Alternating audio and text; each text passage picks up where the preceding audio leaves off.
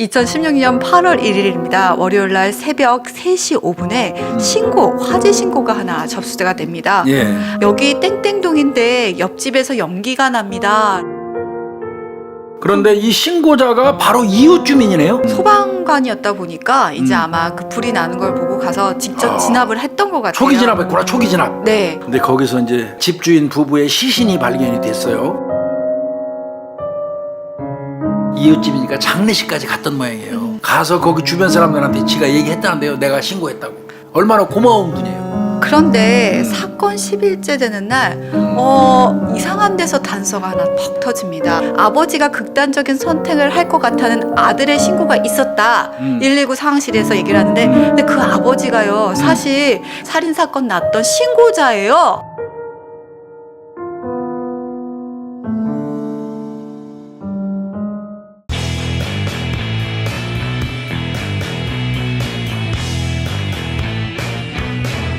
(2016년 8월 1일입니다) 월요일날 새벽 3시 5분에 화재 신고가 하나 접수가 됩니다. 예. 안성소방서인데요. 여기 땡땡동인데 옆집에서 연기가 납니다 라고 119 신고가 들어온 겁니다. 소방서로 일단 신고가 된 거죠. 네.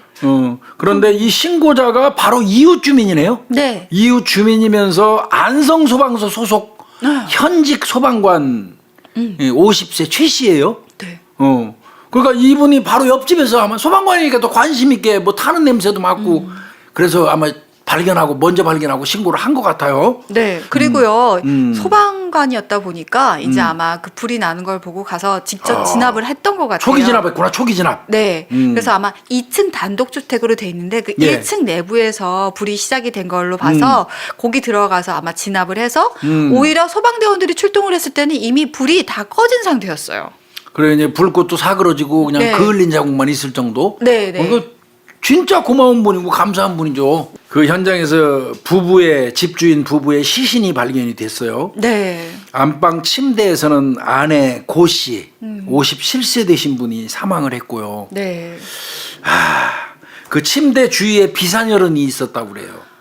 그러면 누워 있는 상태에서 공격받았을 가능성이 있겠네요, 교수님. 침대에 낮은 곳에 혈흔이 비산혈이 있었던 걸로 봐서는 누워 있거나 엎드려 있는 상태에서 공격받은 걸로 추정되는 높이의 혈흔이에요. 근데 이게 특징이 두 개가 있습니다. 하나는 목에 공격을 받았는데 이거는 약간 흉기 예기에 의한 네, 공격이었고 예기고요. 또 머리 부분 쪽에는 둔기에 의해서 함몰되어 있는 또 특징이 아이고야. 발견됩니다. 근데 이게 기습 공격이라고 추정됐던 이유 중에 하나인데요. 방어운이 없습니다. 그러면 누워 있다가 급습당한 거예요. 네. 그리고 이게 이제 아내 되시는 분이 안방 침대에서 발견됐고요. 네. 남편분은 어디서 발견됐죠? 거실인데요. 거실. 네, 이게 화장실 앞에 아마 거실 중에서도 화장실 앞에서 남편 정 씨가 발견됐는데 남편은 60세였습니다. 이분은 사인이 뭐예요? 아까 그 부인도 목에 공격이 있었다고 그랬잖아요. 예, 예. 똑같이 목에 공격이 있습니다.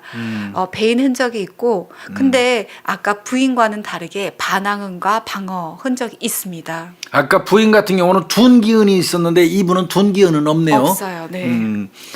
그러면 아내 되시는 분이 둔기로 먼저 제압당한 가능성이 많다. 네. 그래서 안방에 있던 아내를 먼저 그 범인이 살해를 하고 네. 우당탕탕 소리 나고 비명 소리 들리니까 화장실 옆에 작은 방이 하나 있대요. 네. 그 작은 방에서 이 남편분이 나오다가 범인하고 맞닥뜨린 것 같고 그 상황에서 범인이 예기를 사용해서 목을 공격한 걸로 이렇게 이제 경찰은 추정을 합니다. 탐문을 하다 보니까 이 집이 수십 년 동안 아마 여기서 살아왔던 집이고 20억대 자산가라는 소문이 나 있었대요. 동네에서? 네, 그리고 이웃하고 자주 교류하면서 신망도 두터운 부부였다고 하더라고요. 검 결과는 어떻게 나왔어요? 당연하죠. 보면 화재 이전의 사망으로 밝혀졌습니다. 그러면 이건 증거인멸의 그 의도가 명확해 보이네요. 네. 예. 이건 뭐 살인 사건이죠. 그것도 두 사람이나 사망한 살인 사건. 그러니까. 난리 났겠네요. 현장에서는 뭐가 나왔어요?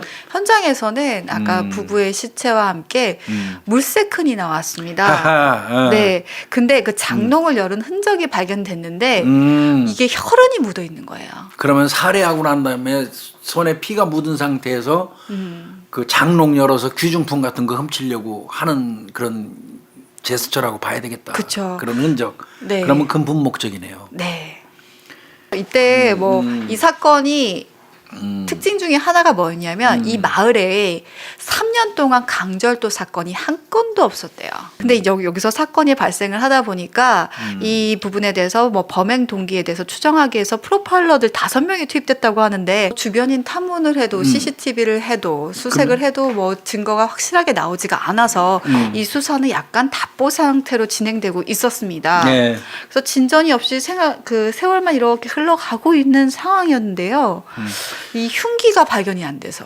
그래도 이제 이 경찰 입장에서는 흉기 찾는 게 무지하게 중요하죠. 네. 그러니까 이제 아마 시골 지역이고 누군가 살해하고 나갔다면 흉기를 들고 가진 않고 어딘가 버렸을 거라고 추정을 한 것 같아요. 그런데 사건 10일째 되는 날 이상한 데서 단서가 하나 퍽 터집니다. 예. 8월 10일 날 수요일입니다. 오후 3시 30분경에 119 상황실에서 소방서 상황실. 네, 상황실에서 수사팀으로 연락이 와요. 예, 내용은 거기 아버지가 극단적인 선택을 할 것 같다는 아들의 신고가 있었다. 119 상황실에서 얘기를 하는데 근데 그 아버지가요 사실 그 부부 사건 살인 사건 났던 신고자예요. 그러니까 경찰이 서둘러야 된다. 그리고 또 아마 신고한 거는 그 소방관의 아들인 것 같아요. 그래서 이제 바로 1시간 10분 만에 그 의심되는 장소에 딱 갔어요. 갔는데 아마 그러니까 이제 최 씨죠. 사실 네. 소방관이 최 씨인데 그 최 씨의 차가 주차돼 있는 걸 딱 봤나 봐. 딱 서 있는 거예요? 네. 근데 그 차 서 있는데 202동과 203동 사이에 있어요. 네. 어느 쪽으로 뛰어들어갔을까 이제 그 생각을 하는데 이 202동하고 203동이 있었으면 203동에 더 가깝게 주차가 돼 있는데 202동 다 복도식 아파트래요. 근데 202동 그 복도에서 보면은 주차된 차량이 보이는데 203동의 복도는 반대편 아파트가 보이게 돼 있대요. 그래서 그냥 자기가 또 모르게 그냥 딱 촉이 왔던 게 202동이겠다라고 해서 당장 올라갔다고 하더라고요. 그때 이 소방관이 복도 난간 밖으로 한쪽 다리를 이제 이렇게 넘어가는 중인 거예요. 진짜 거기 가서 잡았겠죠. 상황이었어요. 네. 경찰관들이 밑으로 막 뛰어내려가 14층 가니까 또 다시 거기서 또 뛰어내려서 13층으로 또 쿵. 네. 그 다행이네 한 단계씩 떨어져서. 네. 그래서 13층에서 다시 넘어가려고 그러는데 그때는 가슴팍을 잡아갖고 확 잡아 당겨서 이제 끌어들인 거예요. 그쵸. 그 복도 안쪽으로 이제 같이 넘어지면서 끌어들였고 그때 이 사람 상태를 딱 보니까 상태가 좀 이상했대요. 그게 뭐였죠? 그게 이제 제초제를 먹었다고 하더라고요. 사망에 이르지 않다 보니까 이제 투신을 하려고 이 아파트에 온 거라고 합니다. 그 상태에서 일단 제초제 먹었으니까 병원에는 이송해야 되겠지. 네. 치료는 해야 될 거 아니에요. 일단은 의심이 되는 거지 이게 정확하게 그렇죠. 이 소방관 최 씨가 범행을 했다는 건 아니었는데 그리고 그 구급차 안에서 어쨌든 제초제도 마시고 그러다 보니까 이송하는 구급차 안에서 물어봤나 봐요. 왜 투신을 하려고 했냐 그랬더니 그때 내가 부부를 살해한 게 맞다라고 자백을 했다고 합니다. 그 이유가 그거였네요. 내가 돈 뺏으려고 그 집에 들어갔다가 싸움이 일어나서 내가 죽였다. 도박빚이 있었답니다. 도박빚. 이 도박이 패가망신하는 병이라고 내가 말씀드렸잖아요. 소방관이 공무원인데 도박빚이 네. 있어가지고 강도 행각을 한 겁니다. 그것도 이웃집.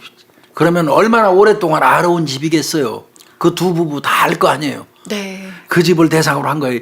이 소방관 같은 경우 지금 얘기 들어보니까요. 범행하고 나서 그 다음 날은 정상적으로 출근을 했대요. 네. 그리고 그 다음 날부터는 연가 시비를 냈대요. 도둑이 재발절해서 그랬던 거예요. 이게 내가 볼 때는 연가 시비를 내가지고 집에서 굉장히 고통스러운 세월을 보냈던 것 같습니다. 그 다음에 이제 제초제를 마셨잖아요. 네. 그렇기 때문에 그 관련돼서 7일 동안 병원에서 치료를 받았다고 합니다. 네. 그리고 나서 8월 16일 퇴원과 동시에 체포가 돼서 조사를 받았습니다. 그러면 이제 흉기 차지하죠. 네, 직접 증거다 보니까 흉기를 찾았는데요. 집에서 직선거리 800m 떨어진 도로변에서 발견이 됐습니다. 아까 범행 동기가 도박빚이라고 했는데 예. 아니 뭐 어느 정도 도박빚이 되기에 우리가 사람까지 살해하려고 하지? 뭐 공무원 정도면은 뭐 대출 받아서 도박빚 갚을 수 있지 않을까? 예. 라는 생각을 했어요. 도박빚이요? 네. 예. 근데 이 도박이 뭐 1, 2년 했던 도박이 아니더라고요, 교수님. 2009년 12월 달부터 시작했대요. 동료 소방관하고 했어요, 그것도. 어? 예. 그 절대 다수의 소방관들이 목숨 걸고 우리를 위해서 그 화마가 그냥 이 혀를 날름거리는 그 불 속 현장에 뛰어들어가서 인명을 구조하는데 이런 나쁜 놈들이 예? 그 일부 하여튼 일탈하는 나쁜 놈들이 있는 거예요. 어느 조직이나. 소방관들끼리 근무가 없는 날 도박을 했다는 거예요. 2009년 12월 달부터 명당 한 명당 판돈 가지고 온 게 200~300원 들고 가야지. 아마 그거 하나 봐. 그러면 그날 하다 보면 다 잃을 수 있잖아. 그럼 200 정도 300 정도 잃고 오는 거예요.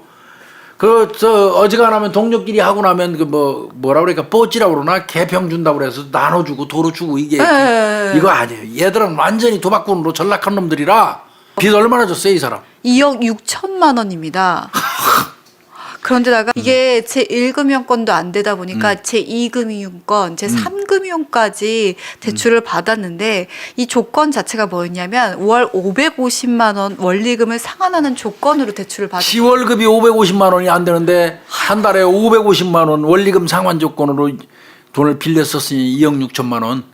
그러니 이게 얼마나 감당 안 되게 시달렸겠어요. 생활비도 있을 거고.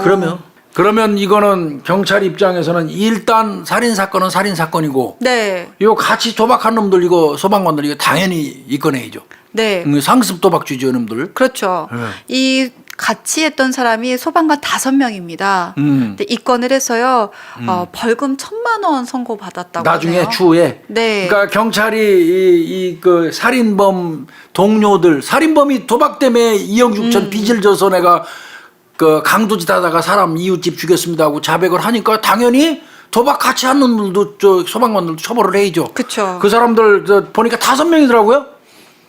본인도 포함돼서 5명이겠죠. 본인도 도박도 살인은 살인이고 도박죄도 또 상습 도박죄 처벌 받아야 되죠. 전혀 없던 깨끗한 마을에 요 사건 이 사건이 나기 전에 8월 1일 날 났잖아요. 네. 근데 7월 19일 날이네요. 네. 조금 전이에요. 네, 7월 19일 날 그러니까 범행 12일 전이에요. 맞아요. 새벽 3시 13분경에 야간 주거 침입 미수 사건이 있었단 말이에요. 자, 아까 그 침입한 시간도 거기도 새벽 3시쯤이었죠. 예.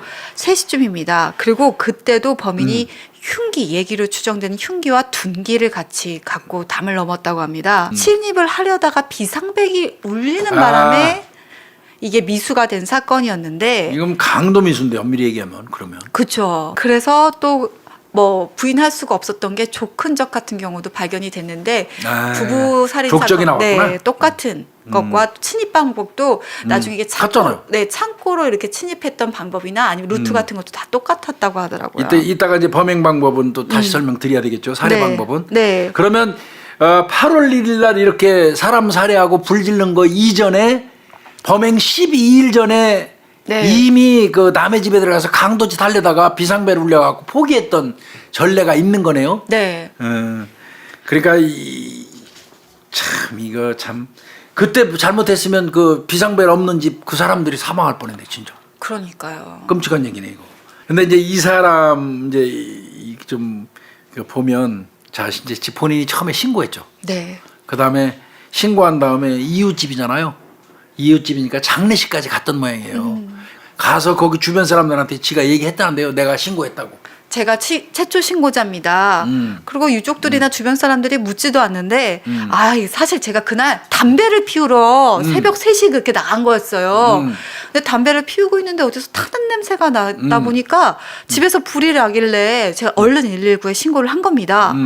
그리고 집 앞에 내 차가 주차되어 있다 보니까 내가 소방차 차 진입하라고 차까지 뺐어요. 그러니까 물어보지도 않은데 본인이 장례식장에서 이런 말들을 했다고 합니다. 그러면서 근데 나를 나를 그냥 내가 신고까지 하고 불도 꺼주고 내가 그래 차도 빼주고 그랬는데 경찰에서 나를 불러다가 용의선상에 있다고 그러면서 조사를 참고인 조사 받았겠죠.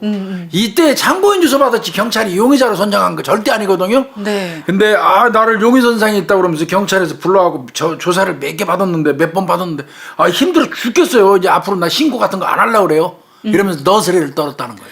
이거 유가족들이 볼 때는 그렇게 뻔뻔할 수가 없는 놈 아니에요. 나쁜 놈이 정말. 그래 이거는 흉기 둔기 이거 다 가지고 가고 그래. 계획범죄자죠 이거 명백히. 네. 이 가족들은 그런 얘기 하더라고요. 그 집안 마당에 차가 있으면 사람이 있고 차 없으면 사람 없는 거 이웃집이니까 다 안다는 거예요. 40년 정도 같이 알고 지내고 구조를 잘 알다 보니까 네. 아까 CCTV라든지 블랙박스에 찍혀있지 넣었잖아요. 않잖아요. 아마 파악을 했겠죠. 동선이 이렇게 들어가면 발각이 되지 않겠다라는 걸 알고 있었던 것 같아요. 근데 이제 창고를 해서 아마 안방이 타겟이었겠죠. 일단은 그렇죠. 돈 있는 데가 돈이 있을 만한 곳이. 그래서 안방을 들어갔구나. 창고에서 창 넘어서 이제 딱 안방으로 들어갔어. 네. 들어가니까 이 아내가 인기척이 있다 보니까 아마 아이고야. 예, 깼죠. 그래서 눈이 마주친 거예요. 아이고야. 네. 그러다 보면 자신이 이제 얼굴을 알고 있다 보니까 발각된 거죠. 그래서 그때 그 순간에 망치로 둔기가 망치였습니다. 머리를 가격하고 쓰러뜨렸고요. 그러다 보니까 억소리가 나고 비명을 질렀겠죠. 그러니까 남편이 작은 방에서 아마 튀어나왔나 봐요. 네. 그러다 보니까 그 거실에 그 화장실 앞에서 서로가 마주치게 됐고 거기서 몸싸움이 일어나서 그때 갖고 있던 얘기로 이 남편을 찌른 겁니다. 칼로. 네. 그리고 나서 아까 부인은 제압을 했지만 완전히 둔기로 한번 때렸으니까 신음하는 상태에 있는 거지.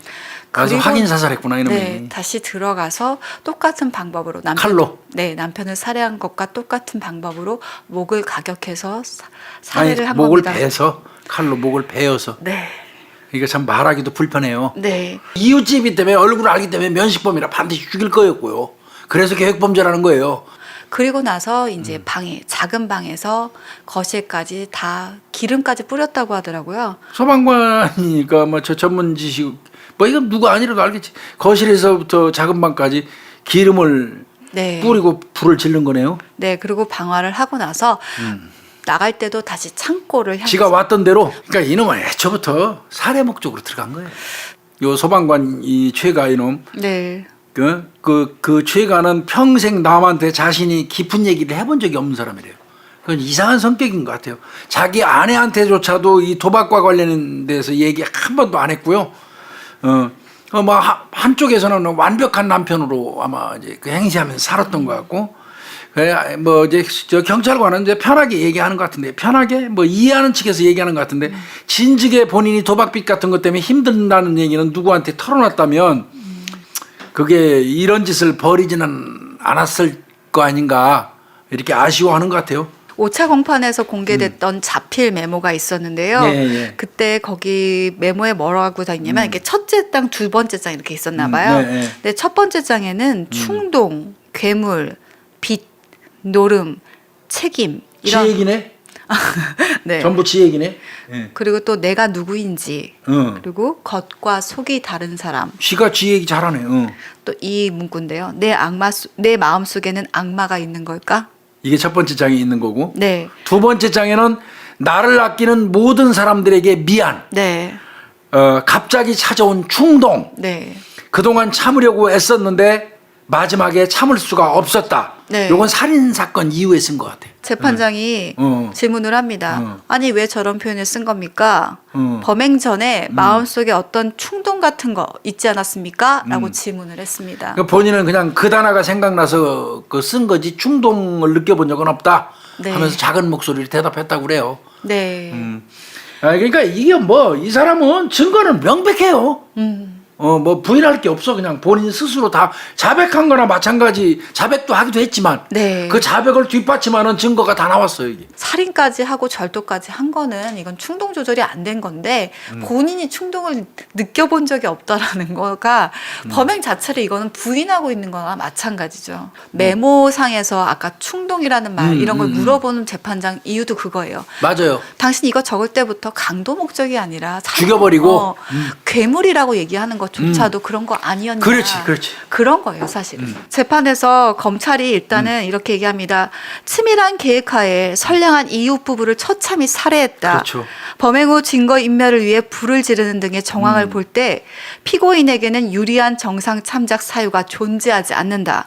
전혀 봐줄 거 10원어치도 없다는 얘기예요, 이거는. 네, 그 어디도 관용도 베풀어서는 안 된다. 사형을 구형합니다. 이렇게 검찰 잘했어요. 사형 네. 구형했어요. 네. 그래서 피고인 또 이제 그 지한테 말할 기회 주니까 이렇게 얘기했네요.